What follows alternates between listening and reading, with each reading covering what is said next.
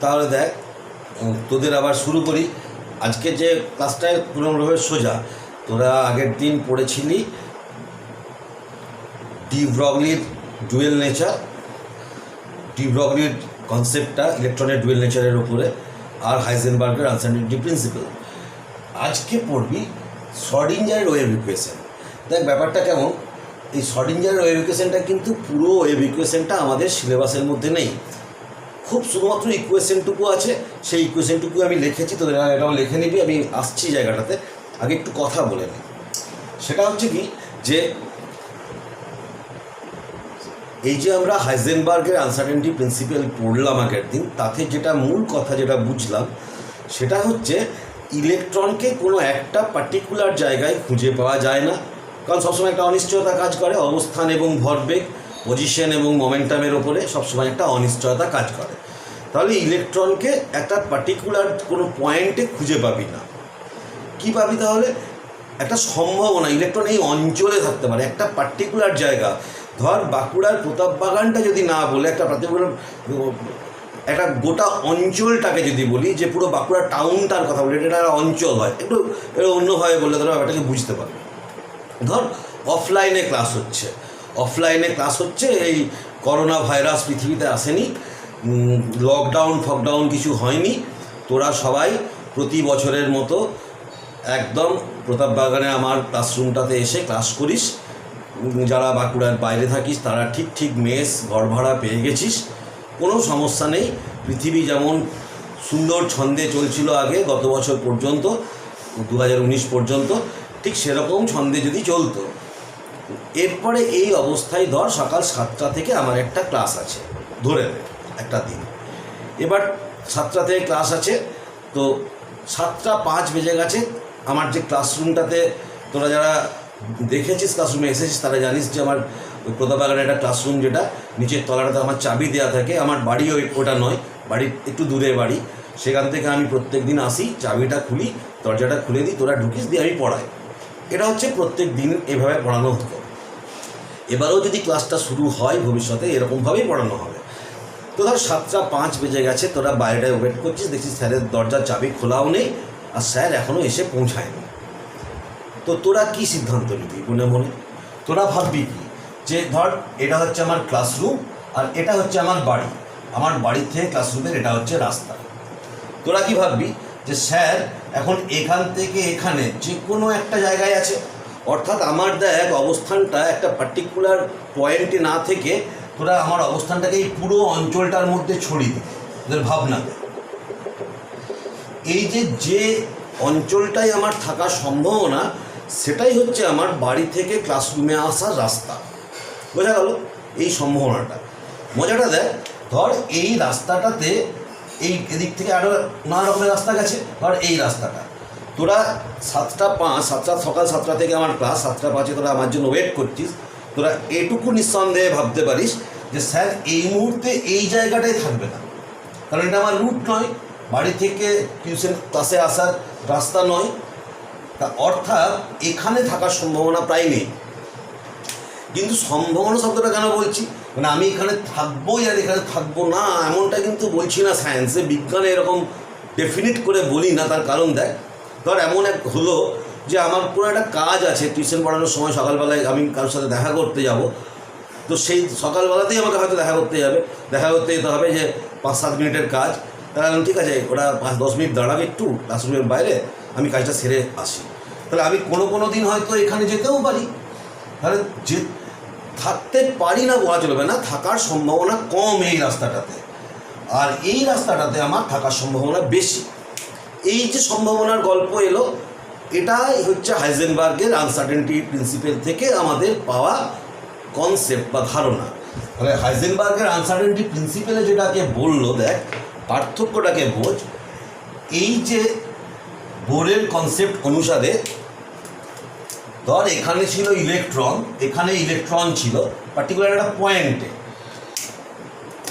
এবার হাইজেনবার্গের আনসার্টেনিটি নিয়ম অনুসারে, আনসার্টেনিটি নীতি অনুসারে, এই ইলেকট্রনটা এই পয়েন্টটা না থেকে এই পুরো অঞ্চলটাই ছড়িয়ে গেল। অর্থাৎ জানো তুই এই ইলেকট্রনটাকে ভালো করে ডাস্ট করলি, গুঁড়ো করলি সিল নড়াতে করে বা মিক্সি মেশিনে করে ভালো করে গ্রাইন্ডারে করে ভালো করে গুঁড়ো করলি, দিয়ে ছড়িয়ে দিলি পাউডারের মতো। এই যেটা কনসেপ্টটা এলো, এটা যেমন ছিল অরবিটের কনসেপ্ট, কক্ষপথের কনসেপ্ট, এই অঞ্চলের কনসেপ্টটা হচ্ছে ইলেকট্রন। ওই যে তোদের এমএল পড়েছিলাম, চৌম্বকীয় কোয়ান্টাম সংখ্যা বা ম্যাগনেটিক কোয়ান্টাম সংখ্যা, সেই এমএলটা কাকে রিপ্রেজেন্ট করছিল? কক্ষক বা অরবিটাল। বলেছিলাম সেই অরবিটালগুলো দেখবি, আগে বলেছি ক্লাসে, ভিডিও ক্লাসগুলোতে, সেটা হচ্ছে যে ওটা ত্রিমাত্রিক, থ্রি ডাইমেনশনাল অরবিটাল। তাহলে এই অঞ্চলটাকে বলছে অরবিটাল। তাহলে অরবিটালটা কি? যেখানে ইলেকট্রন থাকার সম্ভাবনা সর্বাধিক, ম্যাক্সিমাম। কিন্তু সম্ভাবনার কথা বলবো সবসময়, থাকবেই বলছি না, কারণ যেমন আমি কোনো দিন হয়তো কোনো কাজে অন্য একটা রাস্তাতে যেতেও পারি, ঠিক সেরকম ব্যাপারটা সম্ভাবনার প্রশ্ন চলে আসছে। এই যে অরবিটাল, তাহলে এটা যদি ইলেকট্রন হয়, এইটাকে আমরা বলবো ইলেকট্রন ক্লাউড, ইলেকট্রনের মেঘ। আমি দেখ অন্য কালারের পেন ইউজ করলাম যাতে পড়তে পারি, সেই জায়গাটাকে মুছে দেবো আবার। এটা ইলেকট্রন ক্লাউডের কনসেপ্ট এলো। তাহলে ইলেকট্রনটা একটা পার্টিকুলার একটা মার্বেলের মতো না ধরে সেই মার্বেলটাকে গুঁড়ো করে দিলাম, ডাস্ট করে দিলাম, ছড়িয়ে দিলাম, যে জায়গাটাতে রইলো সেটাকে বলছি অরবিটাল। তোরা অনেকে প্রশ্ন করছি ঘুরছে কী করে বোঝাবো? দেখ ঘোরার কনসেপ্ট আস্তে আস্তে কেমন ঘুরে যাচ্ছে, অন্যদিকে চলে যাচ্ছে যেমন। তাহলে আর ইলেকট্রনের ঘোরার প্রশ্ন নয়, ইলেকট্রন মেঘের মতন ছড়িয়ে আছে, ইলেকট্রনটা এরকম করে ঘুরছে, এখানেও আছে, একটাই ইলেকট্রন, বলে নিয়ম এরকম করে ঘুরছে। অরবিটালের কনসেপ্ট হচ্ছে ইলেকট্রনটা এই যে গোল যে সার্কেলটা দেখতে পাচ্ছি, এটা অ্যাকচুয়ালি স্ফেরিক্যাল, একটা গোলক, এই চারদিকে ছড়িয়ে আছে ইলেকট্রনটা। একটা ইলেকট্রন চারদিকেই আছে, একটা অঞ্চলে আছে। তাহলে পার্টিকুলার একটা বিন্দুর বদলে অঞ্চল, একটা রিজিয়নের কনসেপ্ট এলো, একটা পয়েন্টের বদলে একটা রিজিয়ন বা অঞ্চলের কনসেপ্ট এলো, এটাকে বলছে অরবিটাল। তো এই ইলেকট্রন ক্লাউডের কনসেপ্ট থেকে আমরা পার্টিকুলার অরবিটালগুলোর শেপ সম্পর্কে দেখব।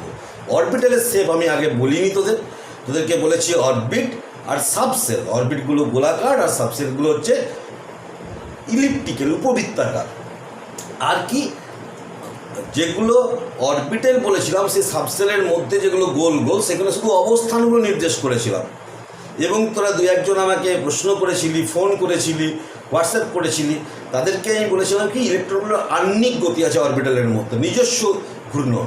পৃথিবীর যেমন একটা আহ্নিক গতি, নিজস্ব ঘূর্ণন আছে, তার সাহায্যে স্পিন কোয়ান্টাম নাম্বারকে বোঝা যাচ্ছে। তখনও পর্যন্ত ইলেকট্রনকে কিন্তু পার্টিকেল নেচার, কণা ধর্ম ধরা হয়েছিল, শুধু কণা ধর্ম। এখন আমরা কণা ধর্ম থেকে তার ওয়েভ নেচার, তরঙ্গ ধর্ম বলে দিয়েছি, ভেবে নিয়েছি ডি ব্রগলির ডুয়েল কারেক্টারে। সেই ডি ব্রগলির ডুয়েল কারেক্টার থেকে আমরা চলে আসছি হাইজেনবার্গের আনসার্টেনিটি প্রিন্সিপাল, সেখান থেকে ইলেকট্রন ক্লাউড কনসেপ্ট পেয়ে গেলাম। একটা অঞ্চলে থাকছে, ঘোরাঘুরির গল্প এখন আর থাকছে না, ইলেকট্রন একটা জায়গাতে এক্সিস্ট করছে। বোঝা গেল? তাহলে এরপরে দেখ, এর থেকে এই যে এরপরে শর্ডিঞ্জার এই হাইজেনবার্গের আনসার্টেনিটি প্রিন্সিপালটার উপরে বেশ করে ইলেকট্রনের জন্য কিছু ইকুয়েশন দিয়েছিল। তার আগে একটা জেনারেল ইকুয়েশন দিল, সাধারণ সমীকরণ। এটা হচ্ছে ওয়েভ মেকানিক্স। তোদেরকে যেমন আমি ম্যাক্স প্ল্যাঙ্কের কোয়ান্টাম মেকানিক্স পড়িয়েছি, কেউ যদি ভবিষ্যতে কেমিস্ট্রি নিয়ে পড়াশোনা করিস দেখতে পাবি কোয়ান্টাম মেকানিক্সের আগে আছে ওয়েভ মেকানিক্স। এই ওয়েভ মেকানিক্স তরঙ্গের যে তরঙ্গগুলোর নেচার সম্পর্কিত যে বিজ্ঞান, সেই বিজ্ঞান হচ্ছে ওয়েভ মেকানিক্স। সেই ওয়েভ মেকানিক্সের শর্ডিঞ্জারের এই ওয়েভ ইকুয়েশনটা হচ্ছে গুরুত্বপূর্ণ একটা সাধারণ সমীকরণ। সেটা একটা বিরাট বিস্তারিত জায়গা, তোদের সিলেবাসে নেই, অযথা সময় নষ্ট করার কোনো মানে হয় না। পার্টিকুলার যতটুকু দরকার 11-এর পরীক্ষা, উচ্চ মাধ্যমিক এবং জয়েন্ট এন্ট্রান্সগুলোর জন্য, ততটুকুকেই শুধু আমি বুঝিয়ে দিচ্ছি তোদের এখানে। দেখ শর্ডিঞ্জারের ওয়েভ ইকুয়েশনটাকে আমি রেখে দিয়েছি। ডেল স্কোয়ার সাই, এটা হচ্ছে স্মল ডেল, এটা হচ্ছে ক্যাপিটাল ডেল্টা, আর এটা হচ্ছে স্মল ডেল্টা। যারা তোরা সবাই তোদের সায়েন্সের স্টুডেন্ট, তোদের অঙ্ক থাকবে, সেই অঙ্কে দেখবে এই ডেলটাকে তোরা খুব সহজে চিনে যাবি। এই del square psi by del x square plus del square psi by del y square plus del square psi by del z square plus 8 pi square m by h square into capital E minus capital V psi is equal to 0। এইটা হচ্ছে শ্রোডিঞ্জারের wave equation. এবার প্রত্যেকটা function কি আমি একটু বলি। যেমন দেখ, আমি সাইটাকে বলেই দিয়েছি ওয়েভ ফাংশন বা তরঙ্গের অপেক্ষক, তরঙ্গ অপেক্ষক একটা ফাংশন। অপেক্ষক তোরা অঙ্কের জিনিস অঙ্কে পড়বি, আমি পরে আসবো আবার। এই যে এক্স ওয়াই জেড এটা তিনটে হচ্ছে অক্ষ, এই যে এরকম অক্ষগুলো এক্স ওয়াই জেড তিনটে অক্ষ। এক্স ওয়াই জেড কোন দিকে ইলেকট্রন থাকার সম্ভাবনা সেইটাকে স্পেশিয়ালি ত্রিমাত্রিকভাবে বোঝানোর জন্য এক্স ওয়াই জেড অক্ষকে ব্যবহার করা হয়েছে। এরপরে কি এক্স ওয়াই জেডের পর আছে 8 পাই স্কোয়ার, আমরা জানি 22/7 m ইলেকট্রনের ভর, এই প্ল্যাঙ্কস কনস্ট্যান্ট। ক্যাপিটাল ই হচ্ছে ইলেকট্রনের মোট energy, total energy of the electron, total energy of the electron. আমি এইটাকে মুছে দিচ্ছি, ক্যাপিটাল ইটাকে আমি এখানে লিখে দিচ্ছি টোটাল এনার্জি অফ ইলেকট্রন, লিখে নিবি। আর ভিটা হচ্ছে পোটেনশিয়াল এনার্জি, মানে স্থিতিশক্তি, ইলেকট্রনের স্থিতিশক্তি, সেই ইন্টু সাই সমান 0। এবারে দেখ, এই সমীকরণটার গুরুত্বটা একটু বুঝি। এই সাইটা কি, সাইটা হচ্ছে ওয়েভ ফাংশন। এটাই এই ওয়েভটা কোন দিকে, একটা ইলেকট্রনের জন্য একটা তার তরঙ্গ কোন দিকে যাওয়ার সম্ভাবনা সেটা বোঝাচ্ছে। এই ওয়েভ ফাংশনটা ইলেকট্রনের অরবিটালটাকে ডিনোট করে, অরবিটালটাকে বোঝায়, ইলেকট্রনের কক্ষকে। আর এটা নেগেটিভ, পজিটিভ এবং 0 হতে পারে এর মান। কিন্তু সাইটাকে যদি সাই স্কোয়ার করে দিই সেটা হয়ে যায় সবসময় পজিটিভ ভ্যালু পাবি, এবং সেই সাই স্কোয়ারটাকে প্রবাবিলিটি ফ্যাক্টর বলা হয়। প্রবাবিলিটি ফ্যাক্টর, সম্ভাবনার গুণাঙ্ক। সম্ভাবনা, এটা একটা সম্ভাবনা। কিসের সম্ভাবনা? ইলেকট্রনটা কোন অঞ্চল, ইলেকট্রনটাকে খুঁজে পাবার সম্ভাবনা সর্বোচ্চ, কোন অঞ্চলটাতে সম্ভাবনা আছে ইলেকট্রনটাকে খুঁজে পাবার। আমাকে যেমন এই রাস্তাটাতে ছিল, এখানে ছিল না সম্ভাবনা, মানে যেখানে সম্ভাবনা সর্বোচ্চ সেটা ছিল আমার অরবিটাল। এই সম্ভাবনাটাকে বোঝাচ্ছে সাই স্কোয়ার দিয়ে। এবারে দেখ, এই সাইটাকে, এই জায়গাটাকে আমি মুছে দিই, সুবিধা হবে তোদের গুরুত্বটাকে বোঝাতে। এবারে দেখ, এই সাইটা তরঙ্গ অপেক্ষক, যদি তোরা দেখবি তোর এগুলো অঙ্কের জায়গা, অঙ্কে তোরা দেখবি যে কোঅর্ডিনেটটাকে চেঞ্জ করা যায়, কার্টেসিয়ান কোঅর্ডিনেট আর পোলার কোঅর্ডিনেট হয়। সেই কার্টেসিয়ান কোঅর্ডিনেটের এবং পোলার কোঅর্ডিনেটের ক্ষেত্রে, কার্টেসিয়ান কোঅর্ডিনেটের ক্ষেত্রে এইটা আর ক্যাপিটাল আর, থিটা আর সাই তিনটে পার্টে ভাগ করে, যেমন এক্স ওয়াই জেড, সেরকম এটার ক্ষেত্রে আর থিটা ফাই। এটা ক্যাপিটাল থিটা। ক্যাপিটাল থিটার ক্ষেত্রে আমি একটু বড় করে দেখাচ্ছি, দেখ মধ্যখানটা টাচ হচ্ছে না কিন্তু, ঠিক আছে, এটার মধ্যে টাচ নেই। ক্যাপিটাল থিটা, যেমন ইংরাজির যেমন ক্যাপিটাল এবং স্মল লেটার হয়, সেরকম এই যে ল্যাটিন যে শব্দগুলো আছে, সেই ল্যাটিন অ্যালফাবেটটারও কিন্তু ক্যাপিটাল এবং স্মল আছে, এবং ওদেরও 26টা বর্ণ, অ্যালফাবেটে 26টাই বর্ণ, আলফা থেকে ওমেগা। আর এটা হচ্ছে ফাই, ক্যাপিটাল ফাই, নিচে স্মল ফাই। মানে যেমন আমরা এক্স ওয়াই জেড কোঅর্ডিনেটগুলো আমরা চিনি, এরকম সেরকম এটাকে, এই কোঅর্ডিনেটগুলো পোলার এবং কার্টেসিয়ানে, যখন এটা কার্টেসিয়ান কোঅর্ডিনেট আর স্মল আর, থিটা স্মল থিটা আর ফাই স্মল ফাই, এই আটটা হচ্ছে যে কোনো কিছুর রেডিয়াল পার্ট বলে, অঙ্কের জিনিস। আমাদের কেমিস্ট্রিতে এটা বোঝার কিছু নেই। আর এই দুটো হচ্ছে অ্যাঙ্গুলার পার্ট, অ্যাঙ্গুলার পার্ট বলে, কৌণিক অংশ আর রেডিয়াল অংশ। তো এই রেডিয়াল পার্টটাকে, আর আমি কেন এই আর এটাকে নিয়ে এসেছি, কারণ এখানে দেখানোর জন্য, এটা হচ্ছে সেই রেডিয়াল ফাংশন সাই ব্র্যাকেটের মধ্যে আর, আর এই স্মল আরটা হচ্ছে এই যে, এটা হচ্ছে আর দূরত্বটা, নিউক্লিয়াস থেকে তার দূরত্ব, নিউক্লিয়াস থেকে একটা ইলেকট্রনের দূরত্ব, সেটাকে আর দিয়ে প্রকাশ করা হয়। আরটা হচ্ছে distance between electron and nucleus, electron এবং নিউক্লিয়াসের মধ্যেকার দূরত্বকে স্মল আর দিয়ে ডিনোট করা হচ্ছে। এবারে দেখ, এবার দেখা গেছে কি, যদি হাইড্রোজেন অ্যাটমের বেলায় এই শ্রোডিঞ্জারের ইকুয়েশনগুলোকে যদি সলভ করা হয়, তাহলে প্রতিটা অরবিটালের জন্য একটা একটা করে ইকুয়েশন পাবে, আলাদা আলাদা ইকুয়েশন। সেই ইকুয়েশনগুলো আমার লেখা নেই। সেই ইকুয়েশনগুলোকে সলভ করলে কতগুলো গ্রাফ পাওয়া যায়, সেই গ্রাফগুলোকে আমি এখানে শুধুমাত্র এঁকেছি তোদের বোঝানোর জন্য। এবং কেন এইসব কথাগুলো বলছি তার কারণ আছে। আমাদের সিলেবাসের বাইরের কথা বইয়েও ছবিগুলো দিয়েছে, দেখবি, দরকার হবে না কোনো, নিশ্চিন্তে থাক, কোনো টেনশনের নেই। কারণ ওই বইয়ের ছবিগুলোতেও কেউ কিছু বুঝবে না, ওটার জন্য তোকে একটা গোটা বই পড়তে হবে, শুধুমাত্র ওটাই পড়াতে হবে ওয়েভ ফাংশন, সেটা পুরোপুরি অসম্ভব।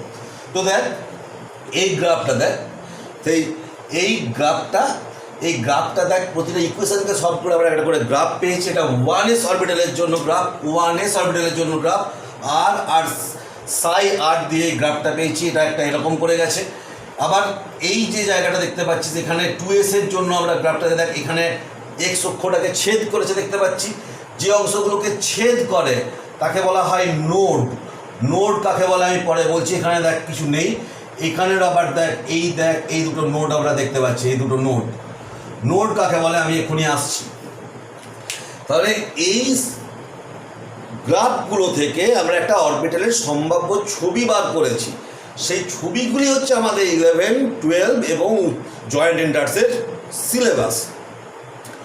সেই ছবিগুলো এখন আমি কেন এইসব গল্প করে দিলাম আগে, যে আমি যখনই এস অরবিটালের ছবিটাকে আঁকবো বা পি অরবিটালের ছবিটা আঁকবো, তোরা আমাকে জিজ্ঞাসা করবি স্যার ছবিটা পেলেন কোথা থেকে, তার একটা ব্যাকগ্রাউন্ড দিয়ে দিলাম। ছবিটা আকাশ থেকে পড়েনি, ছবিটাকে একটা নির্দিষ্ট অঙ্কের সাহায্যে এসছে।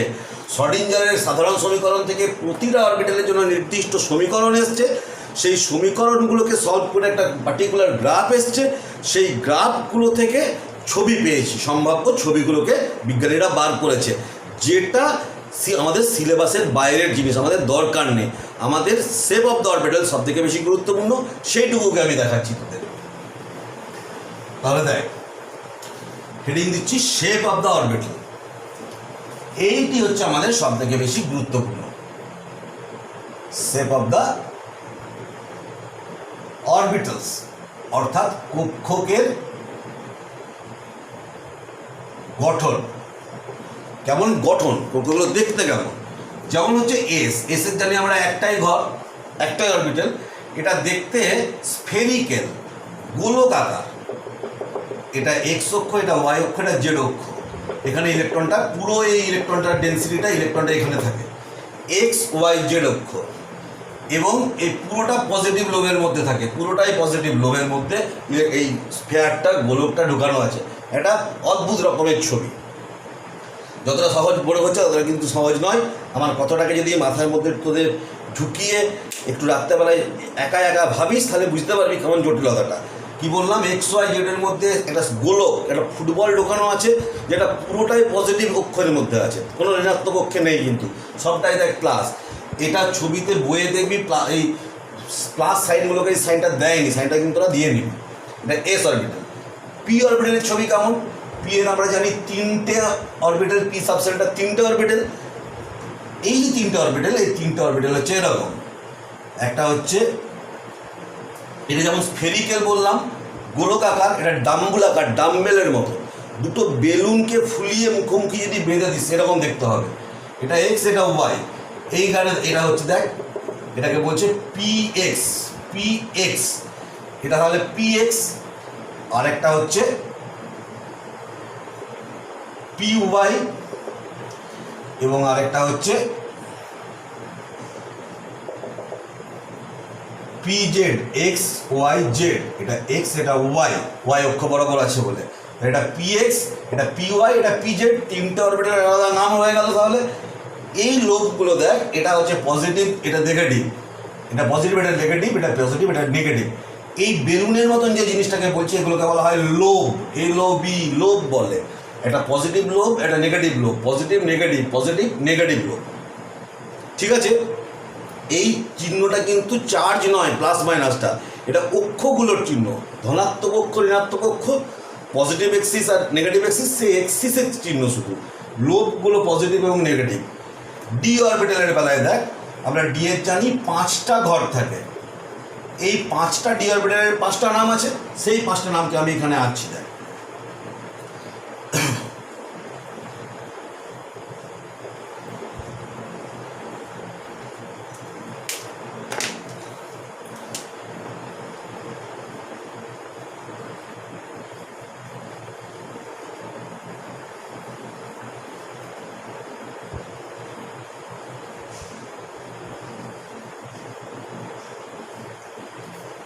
এক্স ওয়াই,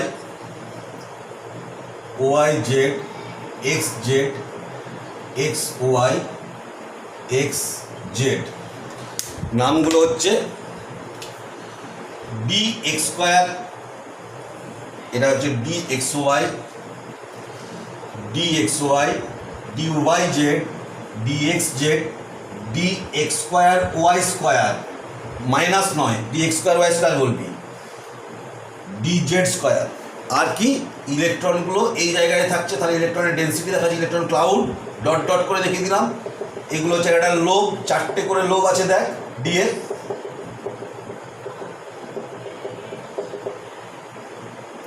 আর এটা অনেকটা একটা বলয়ের মতো, শনির যেমন বলয় থাকে এরকম রিংয়ের মতো ডি জেড স্কোয়ারটা। এফের 7টা, তাহলে এগুলো হচ্ছে লোব, এবং অরবিটালের লোবগুলো যেমন এসের একটাই লোব স্ফেরিক্যাল, পি এর 2টো লোব ডাম্বুলার, এটারও ডাম্বুলার কিন্তু সেটা হচ্ছে 4টে লোব আছে, 2টো ডাম্বেলকে জুড়ে দিলে যেমন দেখতে হয়। এবং আচ্ছা এটার সাইনগুলোকে একটু লিখে দিই, এটার plus plus minus minus, plus plus minus minus, plus plus minus minus, plus plus minus minus, plus plus minus minus. এবারে দেখ এখানে একটু দেখায় একটা জিনিস, p x, p y, p z, d এর 5টাকে একসঙ্গে দেখানো জাস্ট যাবে না, ছবিটা এত বাজে আসবে কিচ্ছু বুঝাতে পারবো না। P x, p y, p জেডটাকে একসঙ্গে আমি দেখাতে পারি, তার জন্য আমি একটা চেষ্টা করছি তোদেরকে দেখানোর।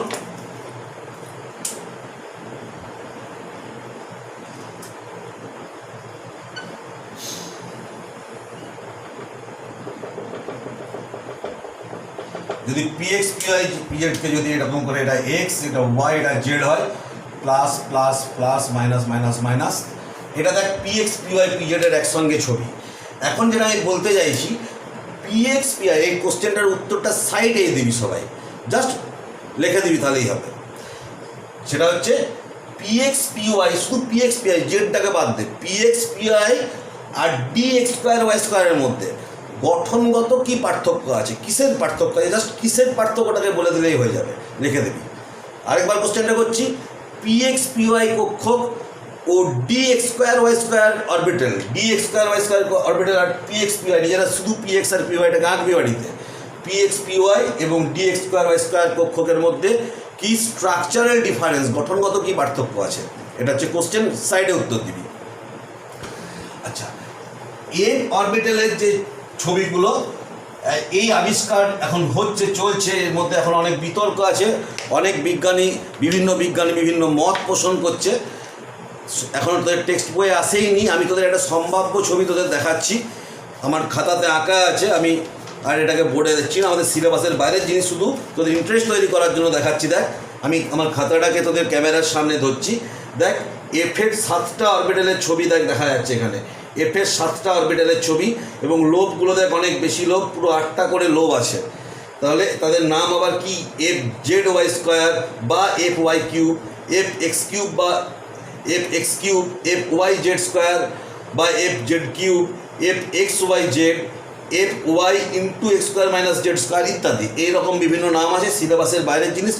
জাস্ট আমি তোদেরকে একবার ক্যামেরার সামনে নিয়ে যাচ্ছি এই ছবিটাকে দেখানোর জন্য। ছবিটাকে দেখ, এই ছবিটা এফের সিলেবাসের বাইরে, জি এর ছবি এখনও আবিষ্কারই হয়নি, জাস্ট এখনও জি এর ছবি আবিষ্কার হয়নি।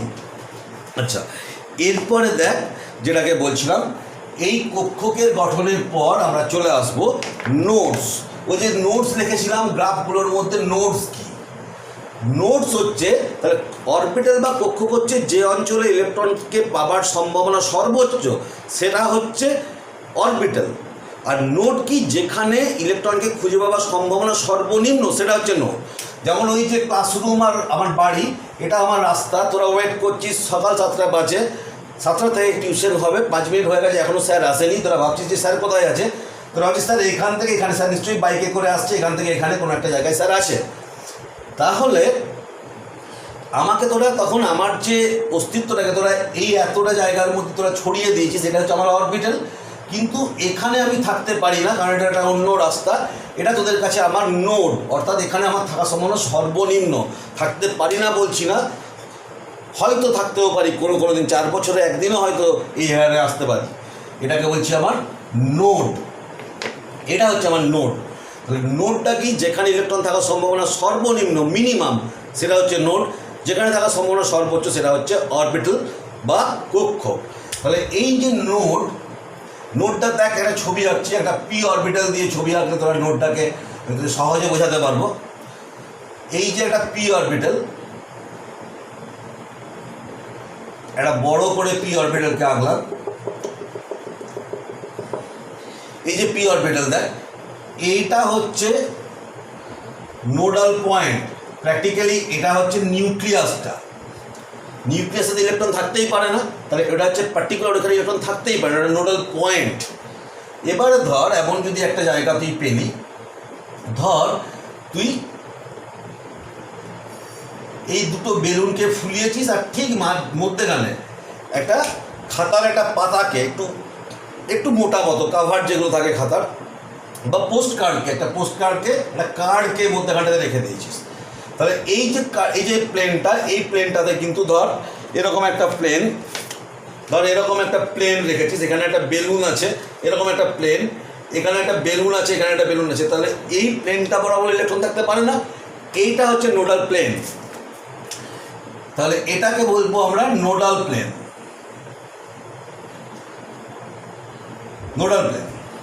তাহলে আবার কি, আবার দেখ এই বেলুনটাকে তুই যতটাই ফোলা না কেন, ধর এত বড় ফুলিয়ে দিয়েছিস, কোনো কক্ষক এরকম বড় হতে পারে।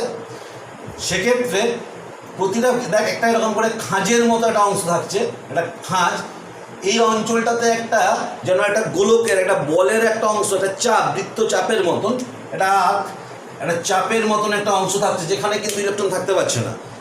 তুই যত খুশি বেলুন দুটোকে ফোলা, যতক্ষণ না এই ডাম্বুলার শেপ থাকবে, একমাত্র এই জায়গাটা অস্তিত্ব থাকবে না, তখনই যদি দুটো বেলুন ফুলে জুড়ে গেল, এই ফুল এরকম করে ছিল, ফুলতে যখন জুড়ে গেছে, তখনই একমাত্র থাকবে না। তারপর ছাড়া তুই যত বড় করেই ফোলা না কেন, দেখ এরকম একটা সবসময় একটা খাঁজ, একটা অংশ থাকছে যেখানে ইলেকট্রন থাকতে পারে না। এটাকেও আমরা বলি, এটা হচ্ছে স্ফেরিক্যাল নোড বলি আমরা এটাকে আমরা বলি স্ফেরিক্যাল নোড।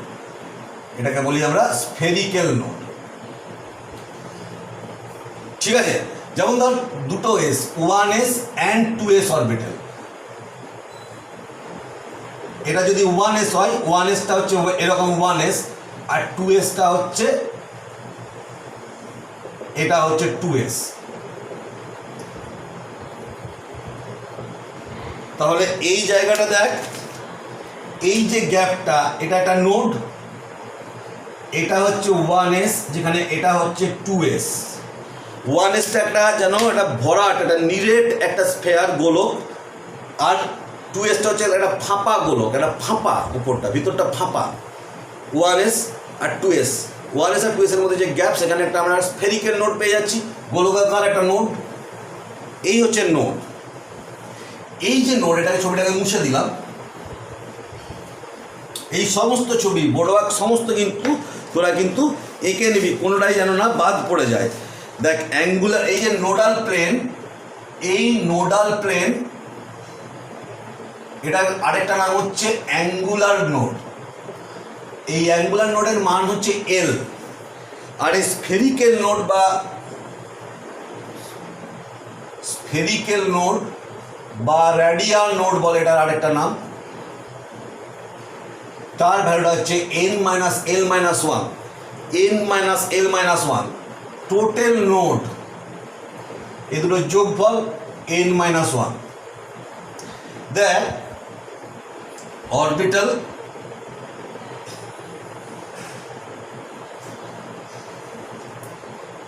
তার নোডাল প্লেন আর spherical node.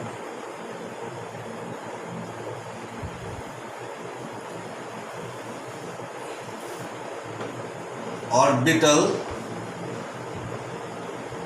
Nodal plane, spherical node, total nodes. 1s, তাহলে নোডাল প্লেন কি হবে?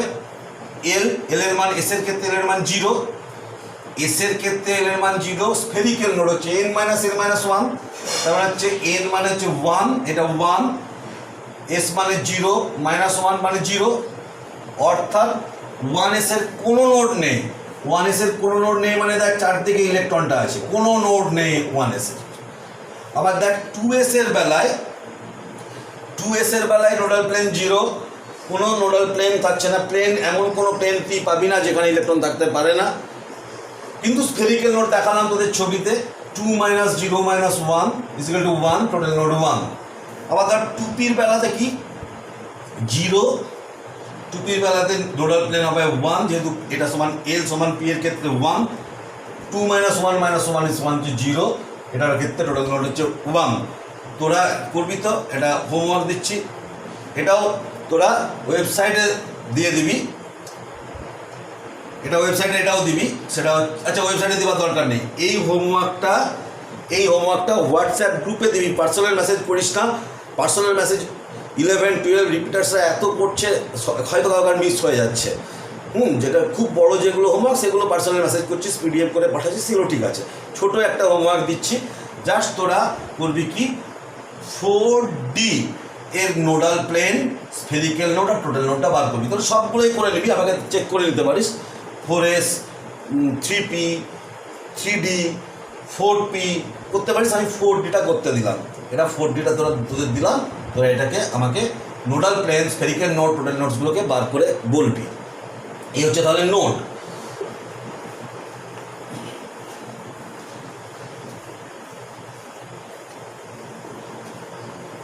এরপরে দেখ, এরপরে আমরা আরেকটা সহজ জায়গাতে এরপরে যাব। যেমন আমাদের এই বইয়ের শেষে কিছু জায়গা লেখা আছে, সাধারণ ধারণা 9, 10-এ পড়েছি। যেমন আইসোটোপ। আইসোটোপটা কি? আইসোটোপ কি? যাদের অ্যাটমিক নাম্বারটা সেম, পরমাণু ক্রমাঙ্ক সেম একই, কিন্তু যাদের মাস নাম্বারগুলো, ভর সংখ্যাগুলো আলাদা। যেমন হাইড্রোজেন 1, হাইড্রোজেন 2, হাইড্রোজেন 3, হাইড্রোজেনের 3টে আইসোটোপ। দেখ পরমাণু ক্রমাঙ্ক 3টেরই সেম, কিন্তু মাস নাম্বার, ভর সংখ্যাগুলো আলাদা, এটা হচ্ছে আইসোটোপ। আবার আইসোবার। আইসোবারটা কি? যাদের অ্যাটমিক নাম্বারগুলো আলাদা কিন্তু মাস নাম্বারগুলো সেম। যেমন ধর আর্গন 1840 এবং ক্যালসিয়াম 2040, এদের দেখ অ্যাটমিক নাম্বারগুলো আলাদা কিন্তু মাস নাম্বার, ভর সংখ্যাগুলো সেম 40, নিউট্রন আর প্রোটনের মোট যোগফলটা একই, তারা হচ্ছে আইসোবার। এরা হচ্ছে আইসোবার। এরপরে চলে আসছি আমরা আইসোটোন। এগুলো সব তোরা মাধ্যমিকে পড়েছিস। আইসোটোন। আইসোটোন কি? আইসোটোনে দেখ যাদের নিউট্রন সংখ্যাটা হচ্ছে সেম, যেমন রেডিয়াম 88, 226 এবং অ্যাক্টিনিয়াম 89, 227। দেখ এদের নিউট্রনের সংখ্যা হচ্ছে 226 মাইনাস 88 সমান 138। এটারও নিউট্রন সমান হচ্ছে 227 মাইনাস 89 সমান হচ্ছে 138। এটা হচ্ছে আইসোটোন। আর একটা কি আছে? আইসোডায়াফারটাকে তোদের বলে দিই। আইসোডায়াফারটা কি? আইসোডায়াফারটা হচ্ছে নিউট্রন মাইনাস প্রোটন যাদের সেম, নিউট্রন মাইনাস প্রোটন যাদের সেম। যেমন ইউরেনিয়াম 92, 238 এবং থোরিয়াম 90, 234। দেখ নিউট্রন মাইনাস প্রোটন দুটোর ক্ষেত্রে কিন্তু সমান। নিজের এটা কষে দেখবি, এটা হচ্ছে প্রোটন, নিউট্রন প্লাস প্রোটন সমান এটা, তাহলে নিউট্রন সমান কত? 238 মাইনাস 92। নিউট্রন মাইনাস প্রোটন করবি, এটারও নিউট্রন, এটা হচ্ছে প্রোটন সংখ্যা 90, নিউট্রন প্লাস প্রোটন মানে 234, neutron minus proton, neutron plus proton সমান তাহলে 234, তাহলে নিউট্রনের সংখ্যা হচ্ছে 234 মাইনাস 90। এবারে নিউট্রন মাইনাস প্রোটন করবি, দেখবি দুটোর ক্ষেত্রে সমান হচ্ছে। এটা হচ্ছে আইসোডায়াফার। আরেকটা আছে আইসোস্টার।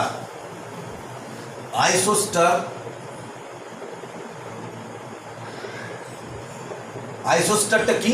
আইসোস্টারটা যদিও কোনো অ্যাটম নয়, আইসোস্টার কিন্তু কোনো অ্যাটম নয়, এগুলো অণু, মলিকিউল। কেমন অণু? যে সকল অণু টোটাল নাম্বার অফ অ্যাটম, মোট পরমাণুর সংখ্যাটাও সমান এবং টোটাল নাম্বার অফ ইলেকট্রনস, মোট ইলেকট্রনের সংখ্যাও সমান। মানে অ্যাটমের সংখ্যাও সমান। যেমন ধর CO2 আর N2।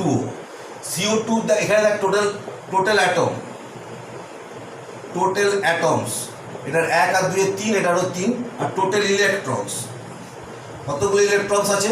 কার্বনের ক্ষেত্রে 6টা, অক্সিজেনের 8টা, 6 + 8 + 8, 8 8 16 6 22, এটার বেলায় কত হচ্ছে? নাইট্রোজেনের 7 + 7 + 8, 7 7 14 8 22, তাহলে এটা হচ্ছে আইসোস্টার বলে। এই চ্যাপ্টারটাকে ভালো করে পড়বি। এই চ্যাপ্টারটার আমি 11-এর জন্য প্রশ্নগুলোকে আমি দিয়ে দেবো, সাইডেই দিয়ে দেবো, অ্যাসাইনমেন্ট সেকশনে সেটা কীভাবে দেখতে হয় সেটাও বলে দেবো, গ্রুপে বুঝিয়ে দেবো। আর তোদের এরপরে একটা এমসিকিউ পরীক্ষা নেব। এই ক্লাসে তোরা শুক্রবার পাচ্ছিস, তোদের এই চ্যাপ্টারটার উপরে এমসিকিউ পরীক্ষা সোমবার কিন্তু এমসিকিউ পরীক্ষা থাকছে সকাল 10টা থেকে। সোমবার কিন্তু ক্লাস থাকছে না, সোমবার এই তোদের মঙ্গলবার, তোদের তো 11-এর মঙ্গলবার, ভালো করে শুনে রাখ, নোট রাখ। নেক্সট দিন পরীক্ষা থাকছে এমসিকিউ পরীক্ষা সকাল 10টা থেকে রাত্রি 10টা পর্যন্ত, যে কোনো সময় পরীক্ষা দিবি। তোদের পরীক্ষাটা হবে আধ ঘন্টার একটা পরীক্ষা হবে, 20টা কোশ্চেন থাকবে, যে কোনো সময় তোরা পছন্দ মতো টাইম তোরা ব্যবহার করবি। তোরা যদি সকালবেলা 11টার সময় ঢুকিস, ওয়েবসাইটে কিন্তু ঠিক 12টার সময় কোশ্চেনগুলো বন্ধ হয়ে যাবে এবং সবসময় প্রশ্নটা অফ হয়ে যাবে। এবং সবসময় বলবো, ওয়েবসাইটের টাইমারের সাথে তোর ঘড়ির টাইমের কয়েক সেকেন্ডের ফ্র্যাকশনেও গোলমাল হতে পারে, তাই সবসময় ওই যে আধ ঘন্টা, সবসময় 1 মিনিট, লাস্ট মিনিটটাকে ছেড়ে দিবি। তোরা যদি আধ ঘন্টা টাইম দিচ্ছি, 29 মিনিটের মধ্যে শেষ করার চেষ্টা করবি, সাবমিট করে দিবি। কীভাবে পরীক্ষাটা নেব সেটা তোদেরকে আশিসকে দিয়ে তোদের পুরো গ্রুপের মধ্যে বুঝিয়ে দেবো যে কীভাবে তোরা পরীক্ষাগুলো দিবি। এমসিকিউ পরীক্ষা হবে, সাবজেক্টিভ পরীক্ষাও নেব পরে। ফার্স্ট হচ্ছে এমসিকিউ পরীক্ষা। তাহলে তোদের মঙ্গলবার দিন ক্লাস থাকছে না, ক্লাস আমি সাবমিট করবো না সেদিন তোদের সারাদিন পরীক্ষা চলবে। পরীক্ষাটা কিন্তু প্রত্যেক অ্যাটেন্ড করবি। প্রতিটা ঠিক হওয়ার জন্য +1, প্রতিটা ভুলের জন্য -0.25, 20টা প্রশ্ন, আধ ঘন্টার প্রশ্ন পরীক্ষা, ঠিক আছে? আরেকটা কথা বলে দিই, আমি কোনো গার্জেন যদি আমার সাথে দেখা করতে চান, একটু গার্জেনদেরকে বলে দিবি কথাটা। আমি প্রতি বৃহস্পতিবার সকালবেলায় 8টা থেকে 9টা এবং প্রতি রবিবার সকালবেলায় 9টা থেকে 12টা পর্যন্ত প্রতাপবাগানে আমার ক্লাসরুমে থাকছি। কোনো গার্জেন চাইলে সেদিন আমার সাথে দেখা করতে পারেন। তাদের যদি কোনো কথা বলার থাকে, কোনো দরকার থাকে, আমার সাথে এসে কিন্তু দেখা করতে পারেন। প্রতি বৃহস্পতিবার, এই বৃহস্পতিবারও থাকবো, বৃহস্পতিবার সকালবেলায় 8টা থেকে 9টা এবং রবিবার দিন সকাল 9টা থেকে 12টা পর্যন্ত, ঠিক আছে? তাহলে আজকে এখানে শেষ করছি। ভালো থাকিস, সুস্থ থাকিস, বাই।